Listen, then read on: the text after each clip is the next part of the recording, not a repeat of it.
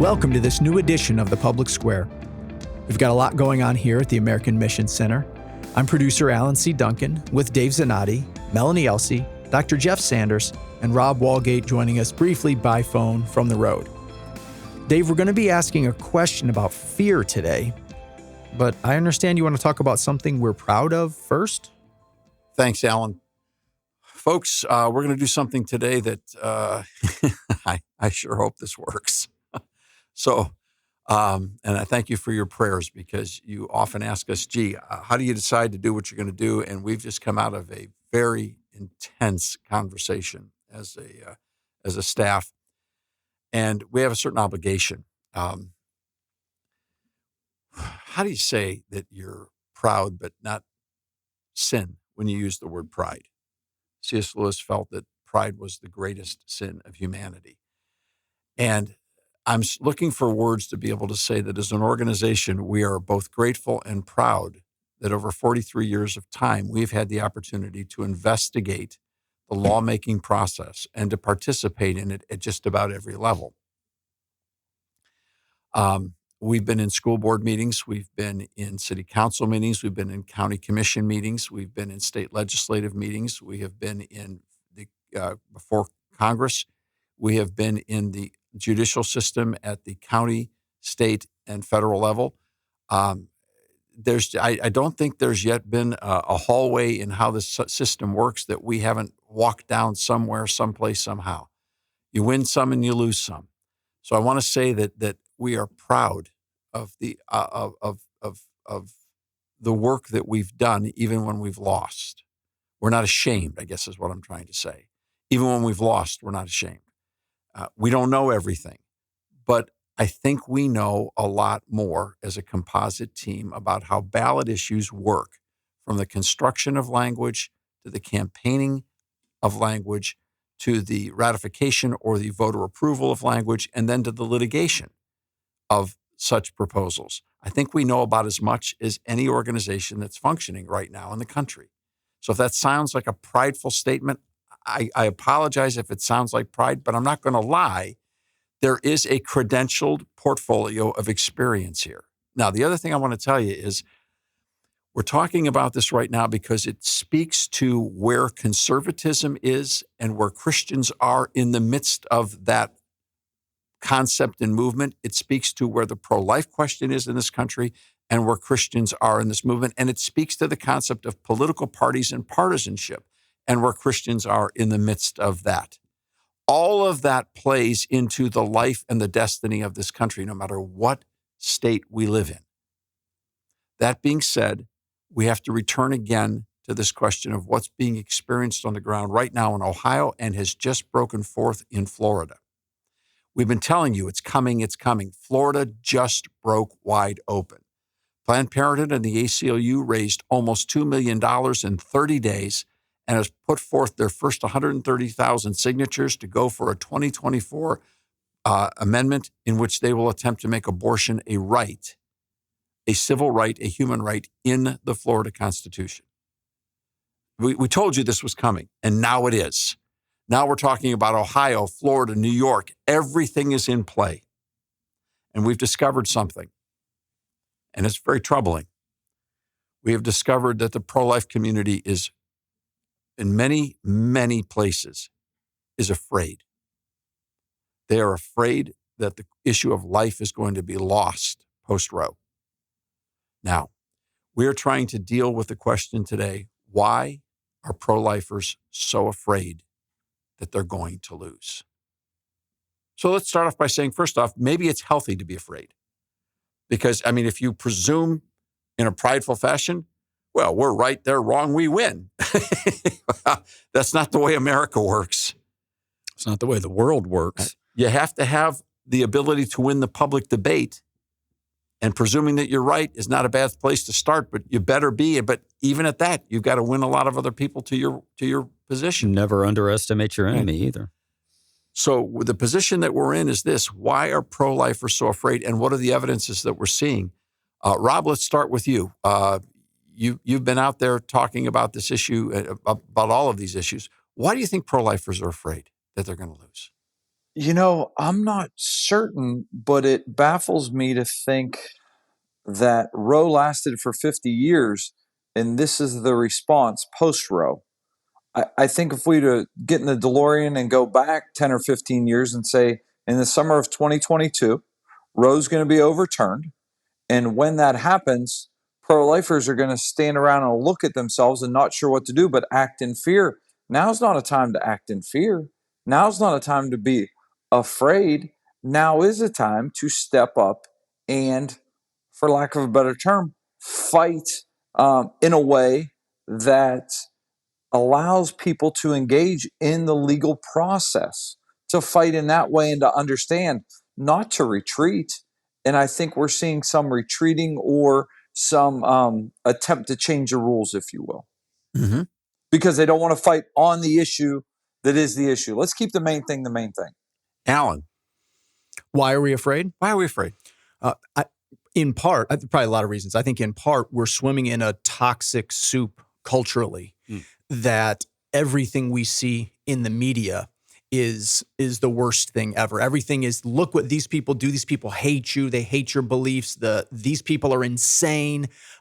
It's very polarizing. So I think if you look at your neighbors, you can have a reasoned discussion typically with your neighbors. Can I ask if that fits into this concept of the silos? Where Sure, you've got everyone is in America now seems to be in their silos, and it has really to do with where they get their information from. Yes. It's who watches which stations on cable, who listens to which stations on radio, who selects which online podcasting experiences they're going to have, what kind of a church they go to or not. Have we ever been more fractured in terms of how we consume information, whether it's entertainment or media or news? Well, and I think social media, which was designed to bring us together, has only split us further into silos. You can select your friend group much easier. This is something we talk about. Lewis Chesterton warned against a lot. Is you get to select you don't live in a clan anymore. You know, now you just select who you want to hang out with. Yeah. Everyone that agrees with you. So the silo effect has got people bouncing off of each other's silos. Melanie, why do you think pro-lifers are afraid? The image that comes to my mind is the slippery slope. And if you are on a slippery slope, and I'm referring to that analogy culturally, if you're on the slippery slope and you feel like you're sliding and there's nothing to hang on to, you get afraid, especially if you don't know what's at the bottom of the slope. We have seen our culture slide. We know it's going to get worse. So having the courage to grab onto the side of that slippery slide and not let go, or to put things in the way that will help people understand that it's not the right slide to get onto. I mean, I'm not trying to get too corny about this, but we see what's going on around us. What we aren't prepared to do is discuss it. We're not prepared to share some honest thoughts with family members, with friends who may disagree with us, because we're afraid of what they may say, what they may think. We have to get past that barrier. We don't live by a spirit of fear. We do have the power of the Holy Spirit to give us wisdom in an individual conversation at a specific time. And we also have to be careful about how we address this on social media. We have to be able to ask questions that help people think about the life issue differently. Rob. Melanie, to echo that, we have to, in a way, be able to be willing to discuss it and do it for longer than 30-second intervals. That's been the frustrating part for me, is the fact everyone wants it boiled down into 30 seconds. Well, I'm sorry, but it can't be. It's more complex than that. We have to be more intentional than that. There's no easy way out of this. Think of all the things in this country that we waste time on, myself included. I waste a lot of time on frivolous, stupid things. We can be intentional about the most important things, and that's what we need to do in this situation. There's no easy way around it. Jeff, why are people afraid? Well, I don't think all of us are afraid, but Stonewall Jackson said, fatigue makes cowards of us all. And I think fighting this battle for 50 years, finally seeing success, that's great. It could have very well worn down a lot of very brave people. And then the past year has not been easy. when you realize at least 50% of the country disagrees with you, maybe 40%, and then there's a lot of people who don't care. It's still an uphill battle, and it's fatiguing. I like to go to 2 Corinthians chapter 4, which Paul says, we are hard pressed on every side, yet not crushed. We are perplexed, but not in despair, persecuted, but not forsaken, struck down, but not destroyed. And he goes on and talks about why. And it's because he draws his strength not from his intellect, not from his education, not from his physical prowess, but from the one who rose from the dead. He keeps his eyes focused on the living Savior. And that is what propels him forward. And if I think we can do the same. One of the things that I'm afraid of is that after 50 years of everyone working so hard to bring this debate back to sanity, and then by the merciful grace of God, there were people sitting in the black robe positions who had to admit that they had to give up. Now, that's not a unique situation where judges give up. We saw another similar experience when we were contesting a ballot issue and initiated statutes and legislation regarding school funding in a state. And the Supreme Court interceded on a school funding case and took over. The state Supreme Court took over and said, we're going to now tell you what equitable funding is in your state. And they worked on it for years. And finally, they gave up and said, you know what? We can't do this. We're not the legislature. We don't. This isn't what we're supposed to be doing. And they walk back in the other direction. So it's not that the courts at the Supreme Court level, state or federal, have ever realized they got in way over their heads in the past. It happens. It's now we're in that situation on the question of the life issue. And what I'm afraid of is that we'll mess it up, that we won't be found ready for the challenge, that we won't be found willing to give whatever it takes to ultimately, state by state, community by community, hold fast and endure the conflict and win the public debate for the protection of innocent human life. I'm afraid that people will give up to the media barrage, that we won't be found faithful, that we'll mess it up, and that I will personally stand before the living God, and he would say to me, what do you think I put you here for? It's a sobering thought. Thank you, Dave. Well, we're going into a break, so please stay with us, and we'll be right back for more on The Public Square.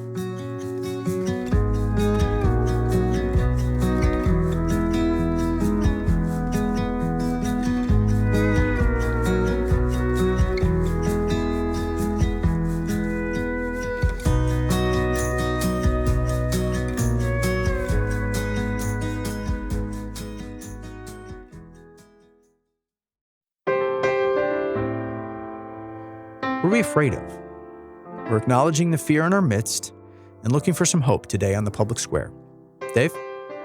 Alan, you've got information from a Quinnipiac poll regarding, again, right now the height of the battle is it went from ground zero to the height of the battle in Ohio about polling numbers. Jeff talked about the idea that 50% of the people disagree with us.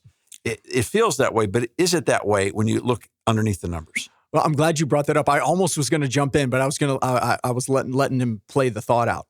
At least in Ohio, a Quinnipiac University poll seems to indicate that 50% of Ohioan voters do not disagree with our position. It seems that only 22% of Ohio voters think that abortion should be legal in all cases. Wow. So it's always interesting how you parse these numbers. You can kind of spin a poll to make it sound like whatever you want to. But that one seemed to be pretty honest. Well, for example, like if we had a poll that said, do you support women's rights? Yeah. Who would dare say no? Right. Exactly. Okay. Yes. Now, if your real intention was to get to the idea where you would equate women's rights as the singular and paramount right to have an abortion through 9 months of pregnancy for any reason, you would find that those numbers, if the question was placed this way, do you support laws that would permit abortion through all of 9 months of pregnancy for any reason? You would find that probably 78% of that very same polling number of people of Ohio would say no. Right. No. So in other words, there doesn't appear to be a unanimity on the idea of a complete ban on the procedure of abortion. And that's probably for good reason. Yeah. And I use the word probably just because I don't want to lose the main question off in the weeds right now. But the point is, the notion is that if the question is framed properly and people understand what they're actually making a decision upon, they do split in a very different way. And there is still in many states a consensus that says we need to make sure we're not losing the protection of innocent human life. We're maybe not as far apart on this as we thought we were. We're not as far away from coming to a finish line that does, in fact, protect innocent human life. Far better than the situation we were in under Roe versus Wade. Now, if you're asking for the perfect or nothing, in some states, you can get that because the consensus of the community is there. You can get the perfect or nothing. And people can agree this is exactly what we want, and that consensus passes 100% support in the pro-life community, or near 100%.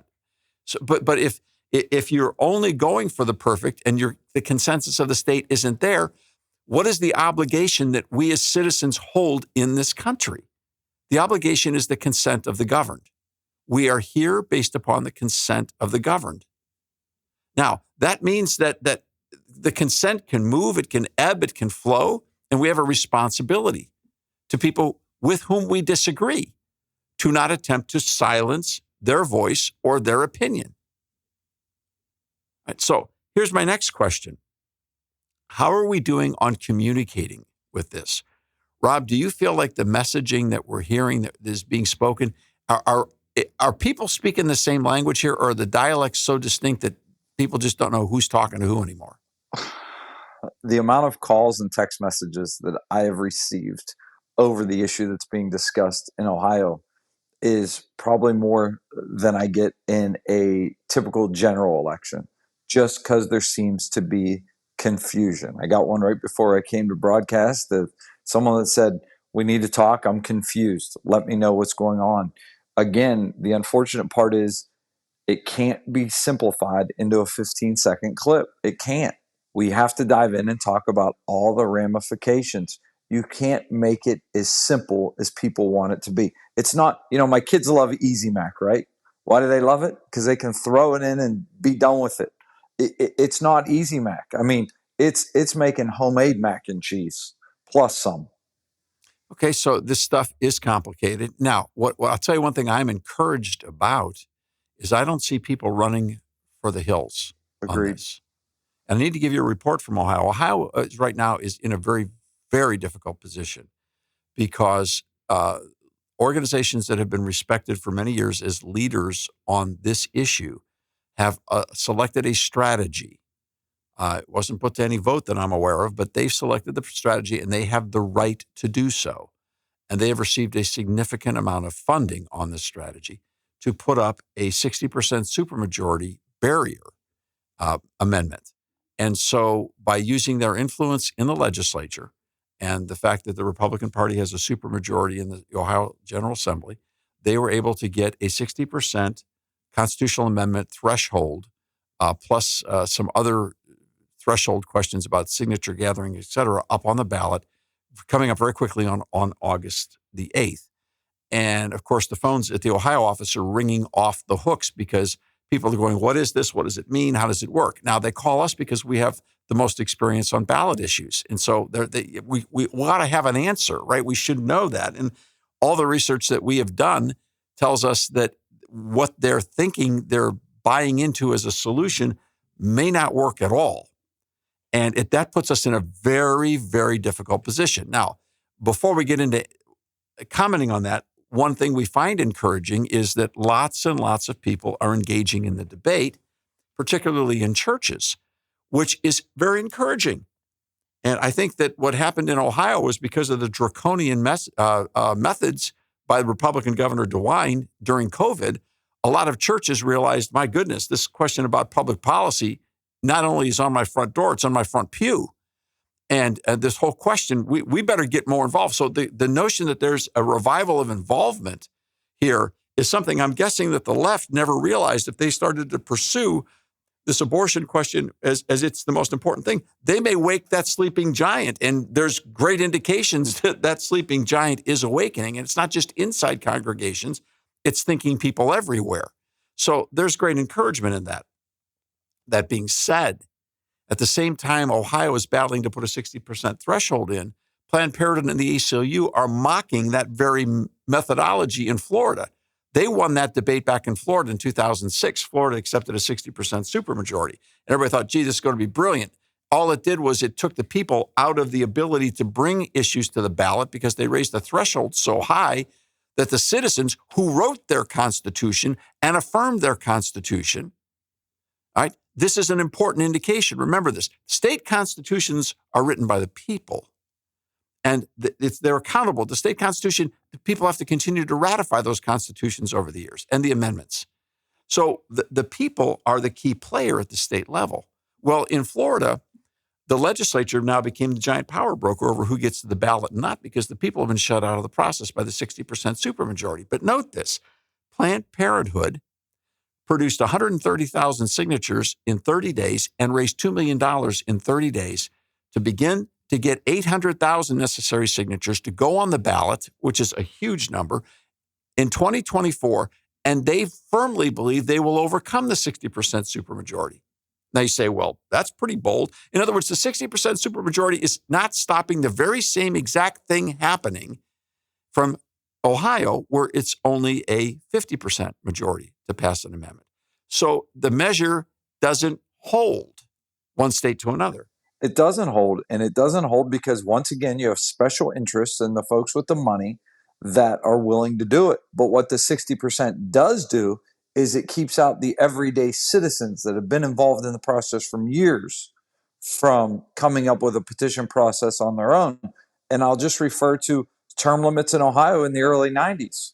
Would term limits have been able to raise the money needed to get on the ballot to try and attempt to go over that threshold? Or would it have appeared to be too daunting a task? And therefore, they know it would have been DOA because the legislature never would have picked that up. Rob, that's a great question. I've heard multiple times where individuals will say, it's okay if we raise it to 60% because we trust our legislature. You do? Wait a minute, I'm not, Ohio? I know I'm you not being don't. facetious. These are sincere statements where if we have the legislature that we're comfortable with, then we should be okay with giving up our voice at the ballot box. Now, there's a logic to that because the entire idea of having ballot initiatives, referendum, and initiated statutes came out of the 1900s when state legislatures were so corrupted by the monopoly corporations. And let's put this in perspective. We talk about so corrupted. Let's make sure we understand what we're talking about. Back in the 1900s, you didn't have electricity in every home. You had kerosene lamps. And the kerosene was all created for the biggest manufacturer of kerosene was Standard Oil. Right, the Rockefellers. Yeah. And the Rockefellers took the kerosene across the country on the railroads owned by the Vanderbilts. So when the Vanderbilts or the Rockefellers or the Mellons came into your state legislature, I got to tell you, whatever they wanted, they got, because who's going to knock them? They have the most money, the most power. And this concept was that the legislatures can be corrupted. Therefore, you better pay close attention. And this measure came up as a means of holding lawmakers accountable. We've got legislators who are serving currently who are saying we need to do this because you can trust us. But that is so Wait a minute. Didn't that same legislature just haul their speaker off I was just going to say that. Jail? Federal prison? You only have to go back a few months in history. You don't have to go back to 1912. Wait a minute. Some of the legislators who are saying this weren't serving when he was speaker. It is possible that members of a party can be corrupt, but not all of them. Not everyone's serving. True. But my point is those legislators aren't going to be around when it's tossed over to the other party or to the other viewpoints. Of course, Melanie, your points are all exactly on point and well taken. But let's go back to that speaker, because this guy had been around before, had been term limited out, had been speaker before, came back, became speaker again. So it's not like his party wasn't kind of in the room with him. Now, granted, he became speaker by cutting a really corrupt deal with the Democrats to get enough votes, but he was the Republican Speaker of the House, and he's off in federal prison right now, 20 years for the biggest bribery collusion case that's happened in the state of Ohio since 1803. And he was the only one, I bet, right? No, the former state chairman of the GOP facetious. is in jail too. The former state chairman of the GOP. So let's hand him for a corrupt power. bribe with big energy companies, and the big energy companies admitted from the start they were guilty. Hand over more of our Constitution. All right, I hate to do it, but I've got to cut in. We're about to go to a break. Rob, I know you got to leave us now, so we'll say goodbye to you. Hey, see you guys. See ya. See ya. All right, but the rest of us will be right back after the break. Please stay with us.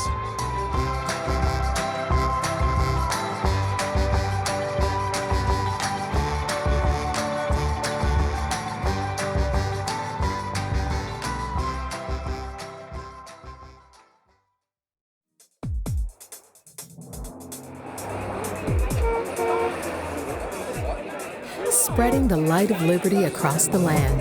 Now back to the public square.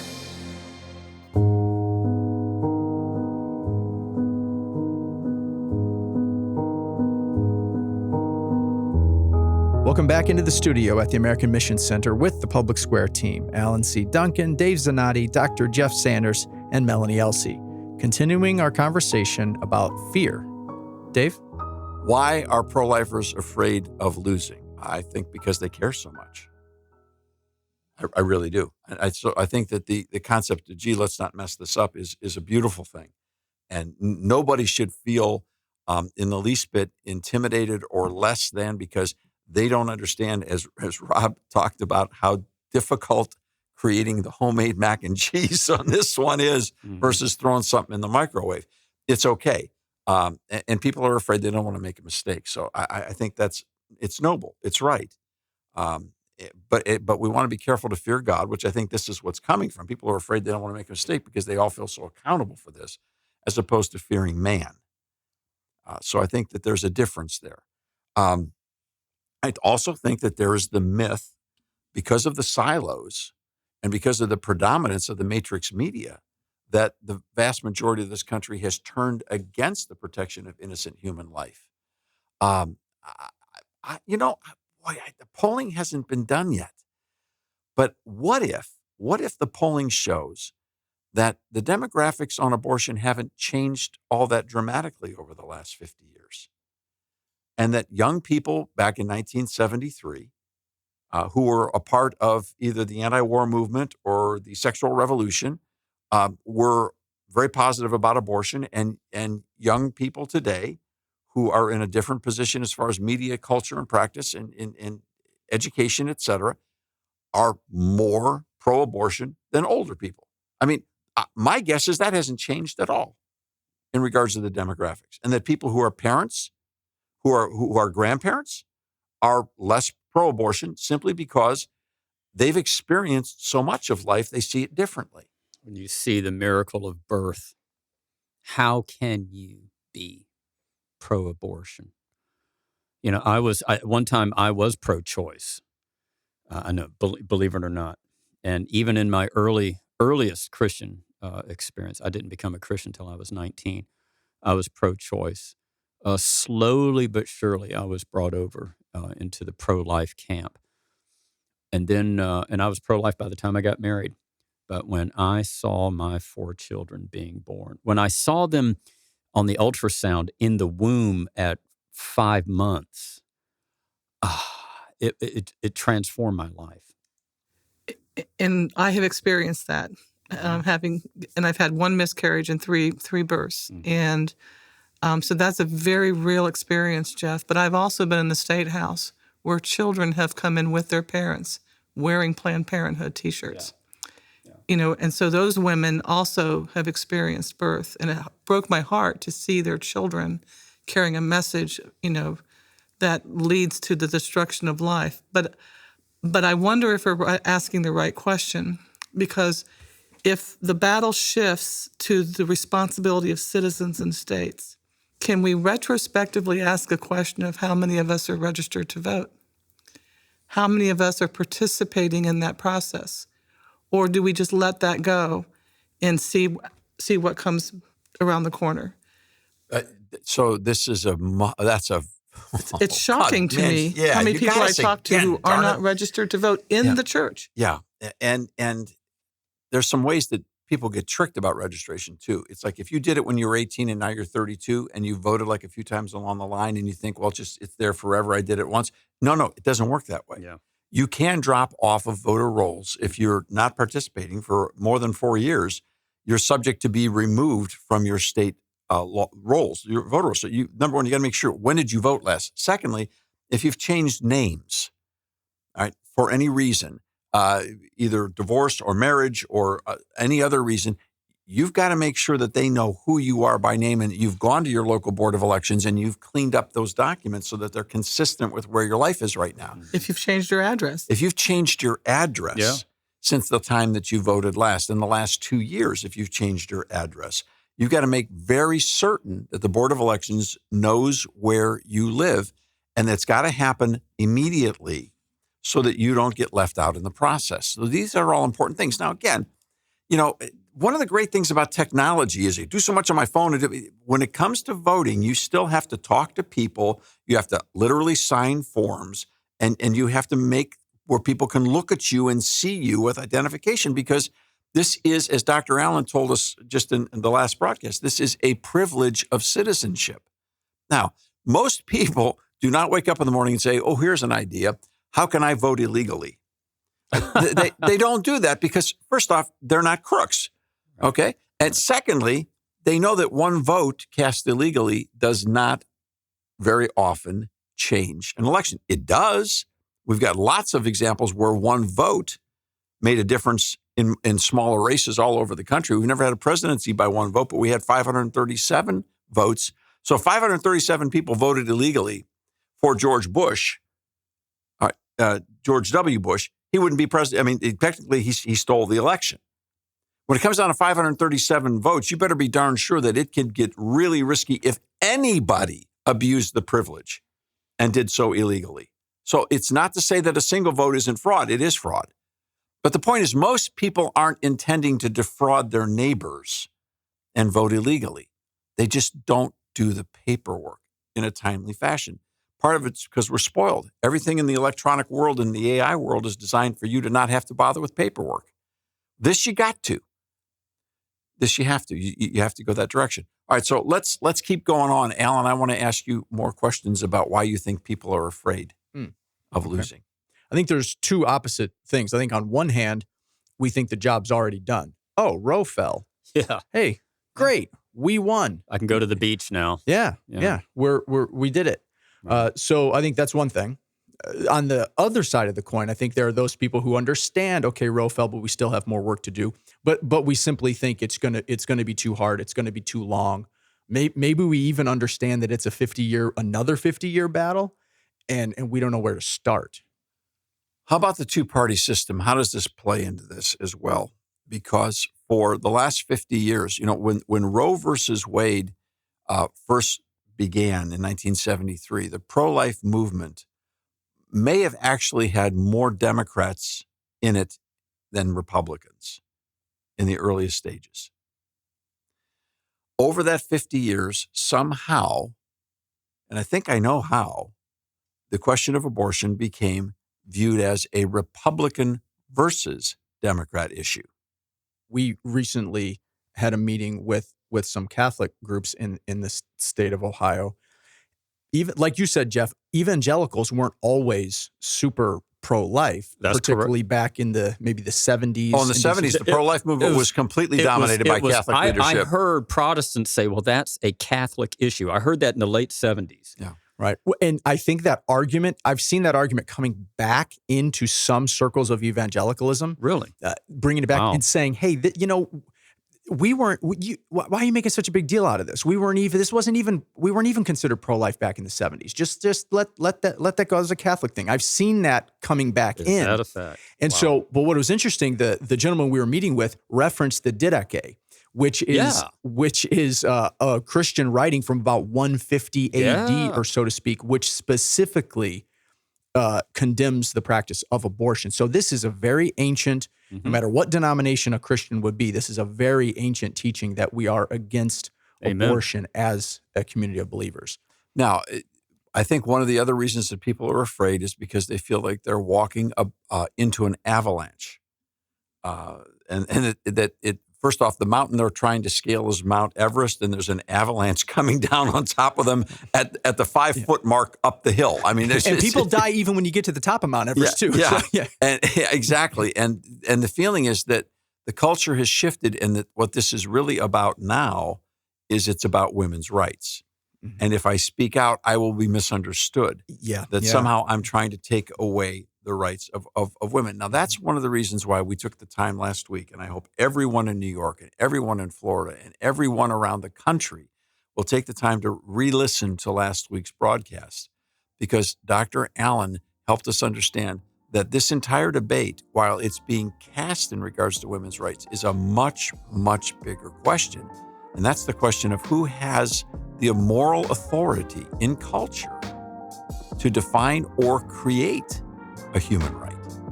Yes, please do listen or re-listen to last week's conversation with Dr. Allen. Can you write a right? Find it on our app. Look for the lamppost. All right, we're going into a break now, but we'll be right back in a moment.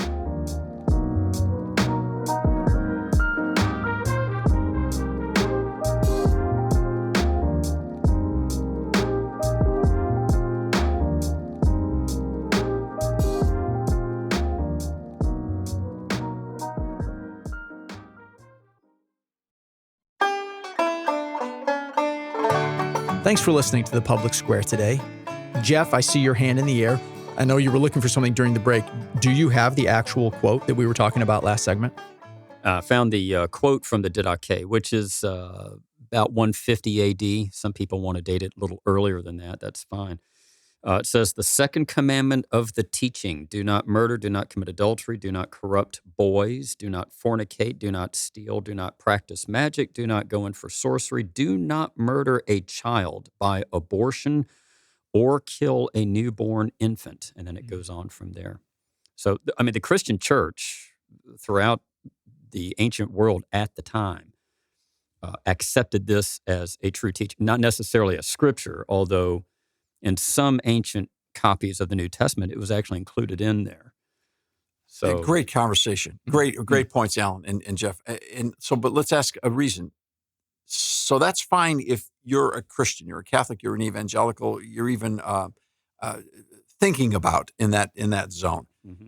But I think one of the reasons that people are afraid is that they're convinced that American culture is so dramatically secular now, as opposed to where it was 50 years ago, that those arguments don't mean anything anymore. Or, Melanie, that those folks in those churches aren't registered to vote anyhow or aren't going to participate.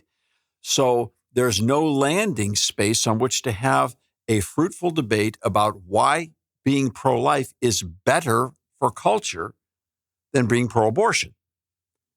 So I'm looking up the other day on the birth rates in the United States per thousand. And I'm going back to the 1950s and the 1960s. Now, understanding birth rates, this is the mathematical version of the birds and the bees. If you have a lot of young people of childbearing age, you have a lot of them, there will be a lot of babies that will be manifesting themselves just a bit down the road. It's sort of the way things work. And so you'll see that population rates will ebb and flow. All right, they're not a straight line up very often in any culture, unless the culture is starting from zero. Well, if you go back to 1965 and you take a look at how the birth rate in the United States has dropped, the birth rate today per 1,000 people is half what it was in 1965. It's half. So let's strip the morality of all of this out of the conversation, even though it's an ancient conversation.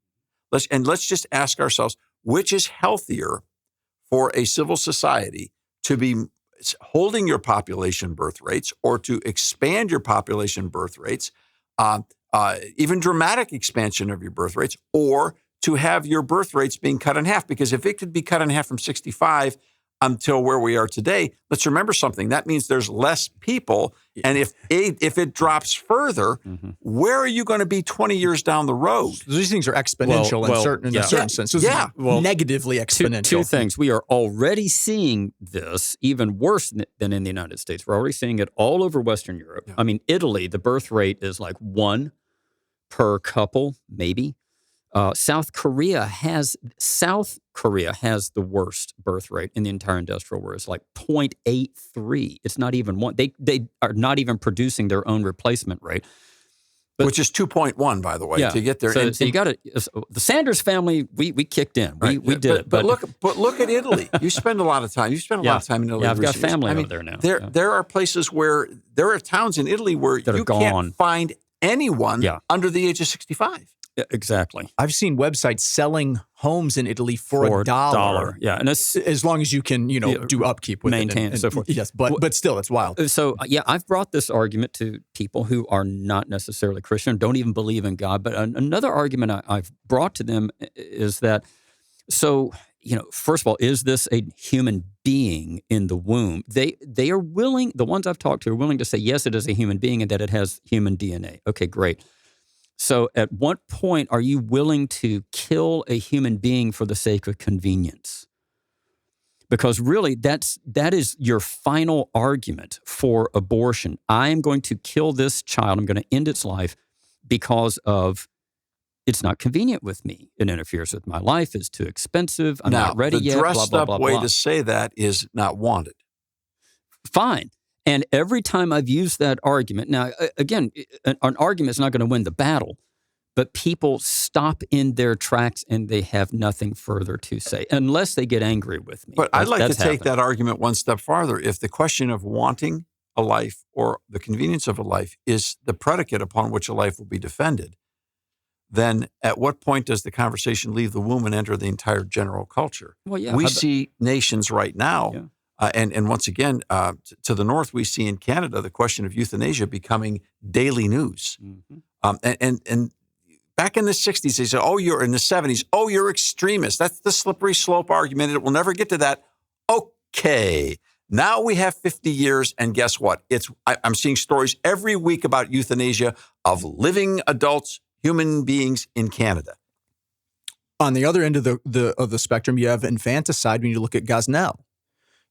That's why we get back to the Didache. They said, do not murder a child by abortion, nor kill that which is born. Because they would expose it to the elements if they didn't want that child or if they thought it was deformed. This is a list of stuff that people were doing. So it's not like human beings wouldn't do that. We had the worst examples of an abortion clinic that you have ever seen in the world with Kermit Gosnell in Philadelphia, who's now in prison for manslaughter and murder, right? Because and women died in those clinics as well as their unborn children. And in some cases, their children that were born alive. Yeah, well, in New York State, they passed a law 4 years ago, and it was celebrated and applauded by the New York State legislature that said if a fetus is aborted, but it survives the abortion, it's still alive on the table, you can let it die. You do not have to resuscitate it. You don't have to give it any life. Just let it go. So now we are killing children outside of the womb with government sanction in some states. Well, the other reality in the rhetoric of every child needs to be a wanted child, that has led us to abortions for I don't want the baby because he doesn't have blue eyes, or it's not a boy, or it's not a girl, or gender selection, or the selection of DNA features. The bioethical questions that we are now going to begin to enter are endless. Right. And this is a place where, again, it does not matter that the person shares the same morality, worldview, or faith. The question is, what kind of a world do you want to live in? Do you want a world that's populated? Do you want a world where children are respected, or any life that's not wanted has protection? Well, I think that's the thing. You're almost at a point of sanity versus insanity. I think some people don't want a world that's populated. They think that human beings are a cancer on the planet, and it's caused all the problems that we ever have, and they would like less human beings. But they never start with themselves, do they? They don't. They never start with eliminating themselves. No, it's always everybody else. Well, the Vice President of the United States was recorded recently making a comment about population in that very context. And it's very controversial.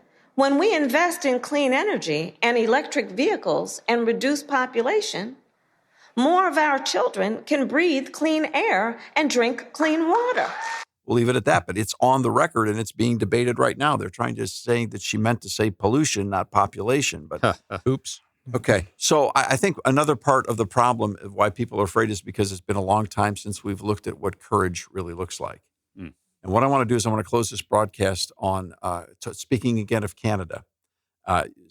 Several years ago, we had, during the midst of COVID, we had Pastor Artur Pawlowski on this program, and it was one of the most compelling broadcasts we have ever done. Pastor Pawlowski spoke to us for 35 minutes. It was all the time that he had. He was facing a criminal prosecution the very next day. He spoke to us for 35 minutes without a single word of vocal fill or a note. It was one of the most amazing presentations. Now, Pastor Pawlowski is a hero. He is a pastor. He is not trying to be something other than that. He is not a politician. He's not a party person. He's not running for office. And Pastor Pawlowski has been persecuted and prosecuted and jailed because he has spent time fighting for civil liberties and religious liberties in Canada. Now, Pastor Pawlowski's son is now defending him and recently appeared before the European Union and made a speech on behalf of his father. And I think we're going to close this program in just one moment, and we're going to listen and give the Pawlowskis the final word. You don't want to miss that. If your station has to cut away, find the Public Square's mobile app free of charge in your app store. Look for the lamppost. For everyone else, we'll be right back.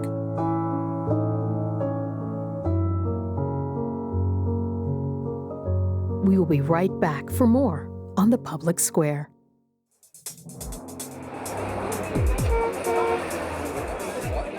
Spreading the light of liberty across the land. Now back to the Public Square.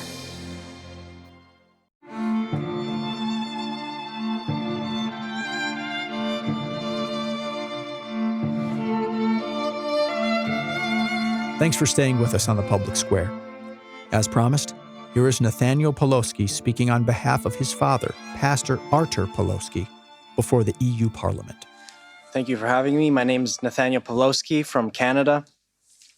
I'm going to speak about the consequences of abuse of power under the guise of health, set out by the WHO framework that local governments take upon themselves to implement. I'm the son of Pastor Artur Pawlowski, who you will hear in just a minute. I am here today in desperation, a cry for help. I would like to stand here and tell you all the things about freedom and democracy that I like, but I no longer know those things. They have been taken away from us Canadians. Canada has fallen. We no longer have freedom of religion or freedom of speech or the right to protest or assemble or associate or express ourselves or have free media or disagree with the government. Anyone who does so is arrested, charged, and jailed as political dissidents. My father was just found guilty of inciting mischief for giving a sermon to the truckers when they went and stood for our rights in 2022. A Christian sermon that referenced the solidarity movement was criminal in our government's eyes. A charge that has a penalty of up to 10 years in prison. This case sets a precedent to all Canadians and the world if you allow this to happen, that anybody, including politicians and media, do not have the freedom to say or express what they have on their hearts for fear that what they say is mischief and could be liable to prison. I myself have been charged for preaching and reading the Bible publicly because the government claims the Bible isn't inclusive and is hateful. This is what the Canadian government is doing to us. In my father's case, the Crown prosecutor, and I believe in naming names because our oppressors do not get to get away with this without being named and shamed. So the Crown prosecutor, Stephen Johnston, and Judge Gordon Crink claimed that when Pastor Artur, my father, referenced the solidarity movement in his 19-minute sermon, it was an act of mischief against the government. The very solidarity movement that this parliament reveres and has placards about all over the building. The peaceful movement that broke the Iron Curtain and repelled the communist hold on Europe. The movement the Canadian government condemns and says is unacceptable. So I ask you, the rest of the free world, to intercede on Canada's behalf and pressure the Canadian tyrants to stop persecuting law-abiding free Canadians, especially clergy. They simply did their duty and gave hope. My father told the truckers to stand for their rights, solidarity style, and to do so peacefully. His sentencing is this August 9th, 2023, and if he goes down, we are all lost as Canadians. If a pastor goes to prison, what can they do to the rest of us? For giving a sermon in Canada, they are no better than the tyrants of old. So please, I ask you for help and to pressure Canada on this matter and to help us deal with our oppressors who act like modern-day Caligulas. Trudeau is a modern-day Caligula. We cannot allow these mad emperors to run mad. And remember, all of this is being done under the guise of health, safety, and protecting us. By stripping our rights and ushering in tyranny, we must not allow Canada to treat its citizens, and especially clergy, this way. The WHO has structured a way to take away our rights, and our local governments are doing that. Now you will hear my father. He will speak via video. So this is Pastor Artur Pawlowski, political prisoner.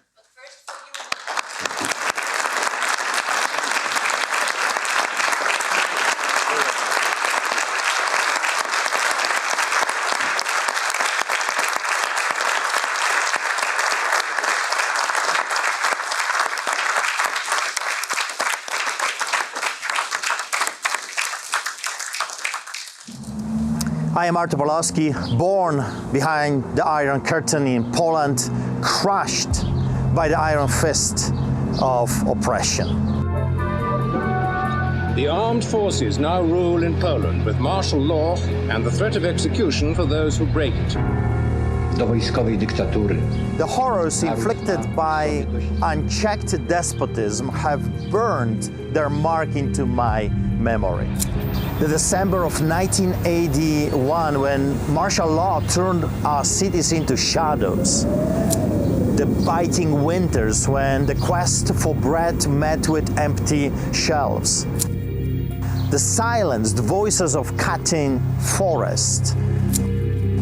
These memories led me to vow, never again would I bow to tyranny, never again would I let freedom's voice be muffled. This promise guided me to Canada, a beacon of liberty. You can keep it. I have a court order that says your actions are illegal. Back off, respect my rights. Freedom is more than a word. It's a measure of our humanity, courage, and determination. It's a cost borne by soldiers, journalists, and volunteers.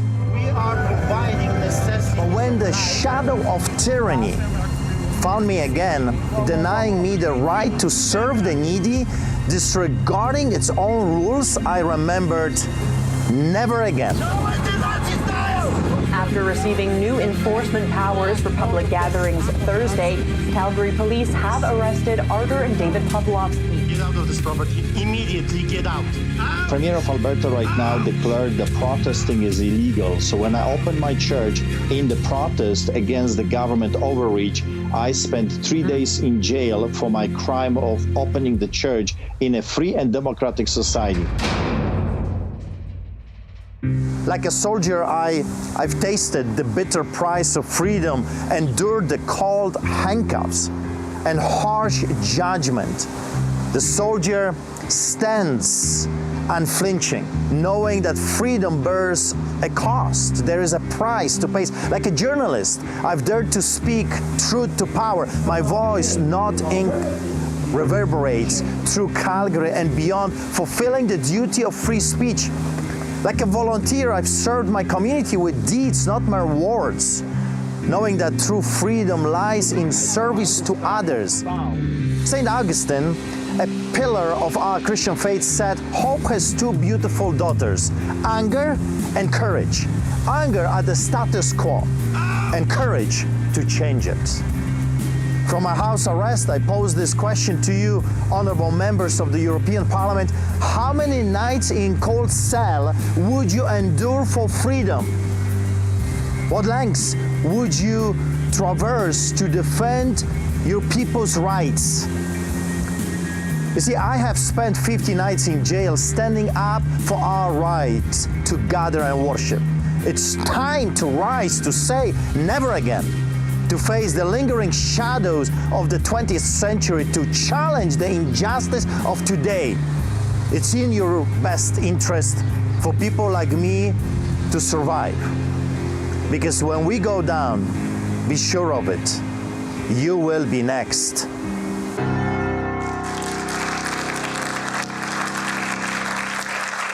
The speech by Nathaniel Pawlowski and by his father received a standing ovation at the European Parliament. It is an example of what courage looks like in the midst of cultural malaise and media matrix frustration. I think it's something we can all learn from. Thanks, Dave. Thanks, team. And thank you for listening to The Public Square. For more information or to share this conversation with a friend, visit thepublicsquare.com, and we'll see you next time.